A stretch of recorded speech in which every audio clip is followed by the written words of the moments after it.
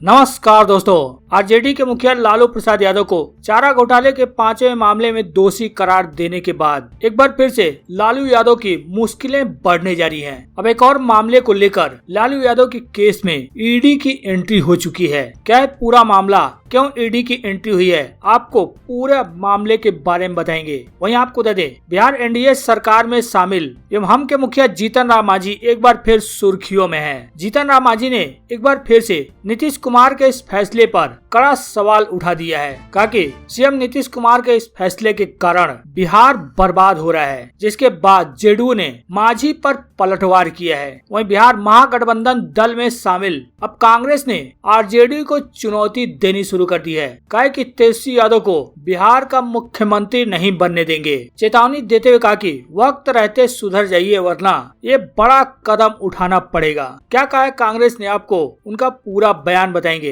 वहीं इसके साथ ही आपको बता दें, अभी अभी बिहार नेता प्रतिपक्ष तेजस्वी यादव ने सीएम नीतीश कुमार पर बड़ा हमला बोला है। हमला बोलते हुए कहा कि अगर हमारी सरकार होती तो हम एक काम करा लिए होते, चाहे भले ही सरकार गिर जाती। सभी खबरों के बारे में विस्तार से जानेंगे। आगे बढ़ने से पहले चैनल को सब्सक्राइब जरूर कर लें, बेल आइकन के बटन को दबाकर नोटिफिकेशन को जरूर ऑन कर लें, ताकि इसी तरह की खबरों का अपडेट आपको तुरंत मिल सके।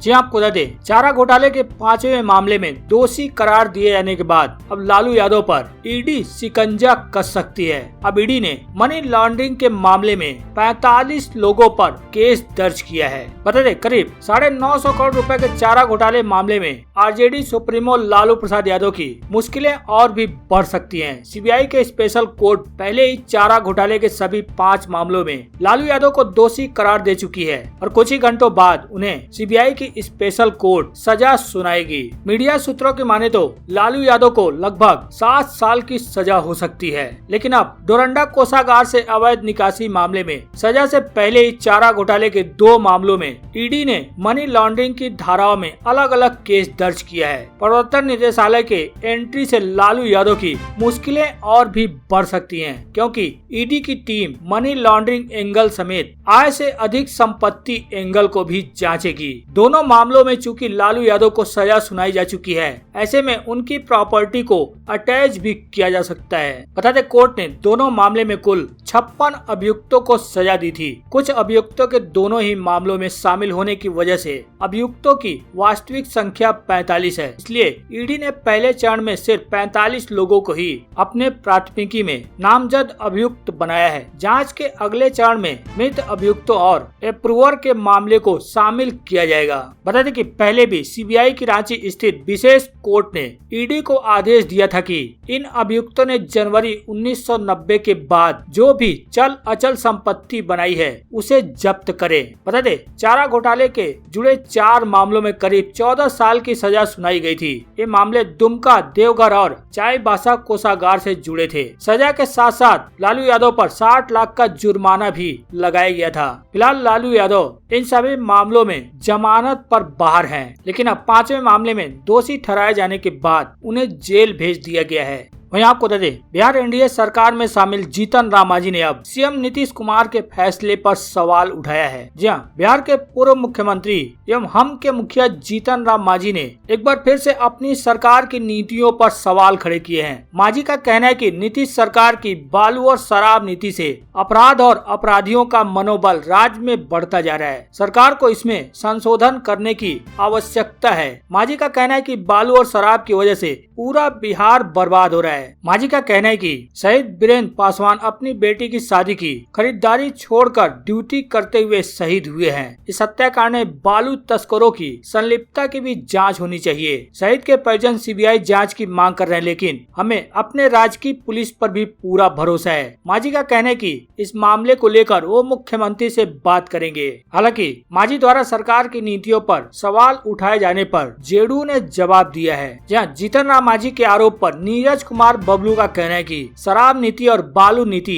कैबिनेट से पास हुआ है, इसमें सभी दलों की सहमति थी। उन्होंने कहा कि शराबबंदी का सकारात्मक प्रभाव पड़ा है। नेशनल फैमिली हेल्थ सर्वे की रिपोर्ट के मुताबिक शराबबंदी ने गाँव की तस्वीर बदल दी है। शराब पीने वालों की संख्या लगातार घटी है। वहीं जेडीयू प्रवक्ता का कहना है कि यह हमारे आंकड़े नहीं है, बल्कि भारत सरकार के आंकड़े हैं। वहीं आपको दे दे, कांग्रेस ने आरजेडी और तेजस्वी यादव को खुली चुनौती दे डाली है। कहा कि वक्त रहते सुधर जाइए, वरना तेजस्वी यादव को मुख्यमंत्री नहीं बनने देंगे। जहाँ बिहार में 24 सीटों पर होने जा रहे एमएलसी चुनाव में महागठबंधन में टूट हो गई है। जहाँ एक तरफ आरजेडी और कांग्रेस इस चुनाव में अलग अलग लड़ रही है। एमएलसी चुनाव में साथ लड़ने पर राजद को लेकर कांग्रेस में काफी गुस्सा है। इस बीच कांग्रेस के एमएलसी समीर सिंह ने तो आरजेडी को खुली चेतावनी दे डाली है। चेतावनी देते हुए कहा कि अगर राजद अपना भाव नहीं बदलती है तो तेजस्वी बिहार के मुख्यमंत्री नहीं बन पाएंगे। कांग्रेस एमएलसी समीर सिंह ने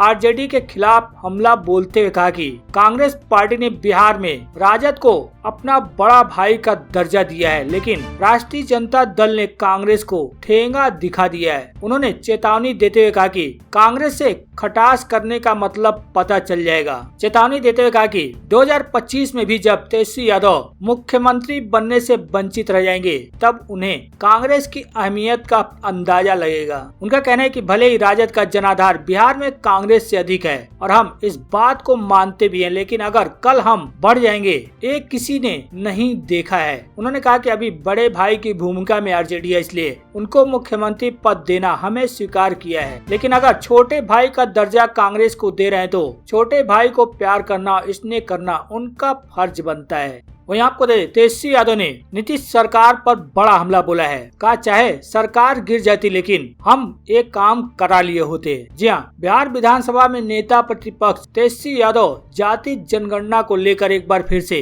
नीतीश सरकार पर हमलावर हैं। तेजस्वी ने एक बार फिर राज्य सरकार को इस मामले में घेरते हुए सरकार की मंशा पर सवाल खड़े किए हैं। उन्होंने नीतीश सरकार पर निशाना साधते हुए कहा कि अगर केंद्र सरकार ने बिहार में जाति जनगणना नहीं कराया तो नीतीश सरकार यानी बिहार सरकार अपने खर्च पर जाति जनगणना कराएगी, लेकिन अब सरकार की मंशा इस मामले में ठीक नहीं लग रही है। जाति जनगणना पर बोलते हुए तेजस्वी यादव ने कहा कि बिहार के दोनों सदनों में इस मुद्दे पर सहमति बन गई, जिसके बाद केंद्र सरकार ने प्रस्ताव खारिज कर दिया। तेजस्वी का कहना है कि केंद्र सरकार ने जाति जनगणना करने से मना कर दिया तो हम लोगों का राय था कि राज्य सरकार बिहार में अपने पैसे से यानी सरकारी खर्चे पर जाति जनगणना कराए। जिस तरह से कर्नाटक, केरल और कई राज्यों ने अपने खर्चे पर जाति जनगणना कराई है, उसी तरह से बिहार सरकार को भी अपने खर्चे पर जाति जनगणना कराने की घोषणा करनी चाहिए। तेजस्वी यादव ने नीतीश सरकार पर हमला बोलते हुए कहा कि ऑल पार्टी मीटिंग की बात चल रही थी, पता नहीं देरी क्यों हो रही है,